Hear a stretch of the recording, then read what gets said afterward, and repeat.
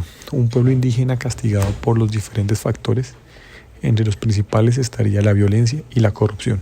Este último ha llevado a una carencia sistemática de políticas públicas para esta región durante años, dejando que la población caiga en una pobreza extrema, negando educación acorde a su cultura, limitando las oportunidades laborales y competitivas, sin que se garantice la seguridad de sus habitantes, generando una descomposición social por el abandono casi total del Estado, sin tener en cuenta las múltiples recomendaciones nacionales e internacionales.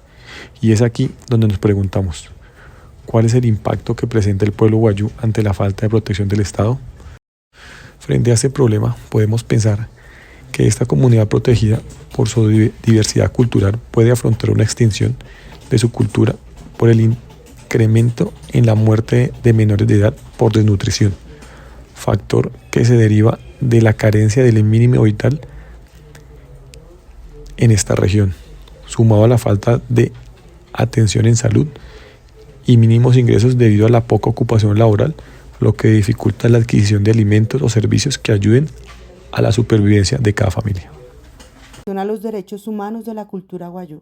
A lo largo de la historia, hemos sido testigos de numerosas violaciones a los derechos humanos en diferentes partes del mundo.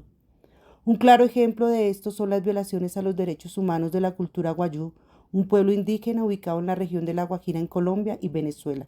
La cultura guayú se caracteriza por su rica tradición cultural, su sistema de organización social y su relación estrecha con el medio ambiente. Sin embargo, a lo largo de los años, esta cultura ha sido objeto de diversas violaciones a sus derechos humanos, especialmente en lo que respecta a su autonomía, su territorio y su identidad cultural. Una de las violaciones más significativas ha sido la falta de reconocimiento y respeto a la autonomía y la cultura guayú. A lo largo de la historia, sus decisiones y formas de organización social han sido ignoradas y desvalorizadas, generando un impacto negativo en la preservación de su cultura y en su capacidad de autogobierno. Otra violación a los derechos humanos de la cultura guayú se ha dado en relación con su identidad cultural. La discriminación y la estigmatización son prácticas recurrentes hacia esta comunidad indígena, lo que ha generado un impacto negativo en su autoestima, su autovaloración y su sentido de pertenencia. Además, la cultura guayú ha sufrido la violación de su derecho al territorio. En muchas ocasiones se ha dado desplazamientos forzados de comunidades guayú para dar paso a proyectos extractivos y megaproyectos que no han tenido en cuenta la importancia cultural y espiritual que tiene la tierra para esta comunidad. Esto ha generado un impacto negativo en su forma de vida y ha puesto en riesgo su supervivencia cultural. Asimismo, la cultura guayú ha sido víctima de violaciones a su derecho a la igualdad, a la no discriminación, a la falta de acceso a servicios básicos como educación, salud y vivienda. La población indígena guayú estuvo ante un incumplimiento total del Estado colombiano de su obligación de respetar, proteger y garantizar a su población los derechos básicos, entre los cuales está el mínimo vital y el derecho a la vida, ya que se vieron expuestos a condiciones mínimas de vida, pobreza total e índices de desnutrición. También el derecho a la salud, ante la falta de atención médica, las cuales perdieron la vida algunos de sus hijos. El derecho a la educación, no cuentan con escuelas e instituciones educativas para sus hijos. El derecho al trabajo, no han tenido garantías laborales ni protección a las garantías económicas por el no acompañamiento en su actividad económica de la SAL. El derecho a la libre expresión, han estado totalmente silenciados y la única persona que fue vocera de sus derechos lo encarcelaron sin motivo alguno.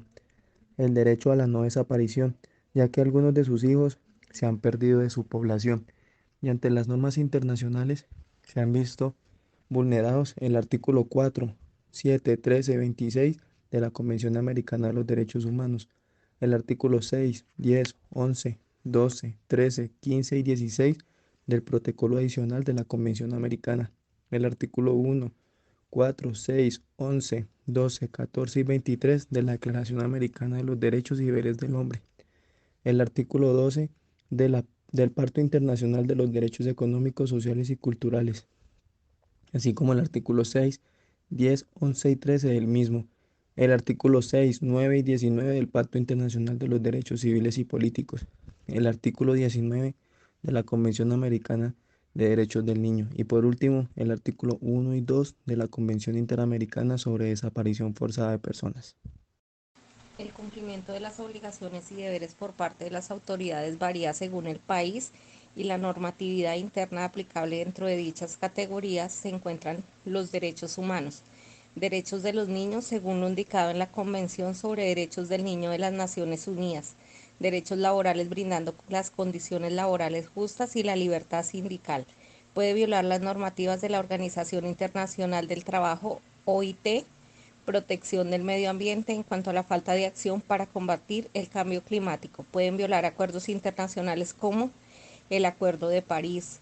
Derechos de las minorías al no proteger adecuadamente los derechos de las minorías étnicas, religiosas o lingüísticas, lo cual se encuentra respaldado por los diversos tratados internacionales.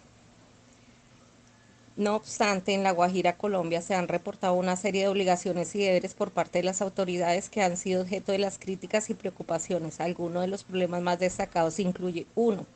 Acceso al agua potable. Uno de los problemas más apremiantes en La Guajira ha sido la falta de acceso adecuado al agua potable, especialmente en la comunidad indígena Guayú.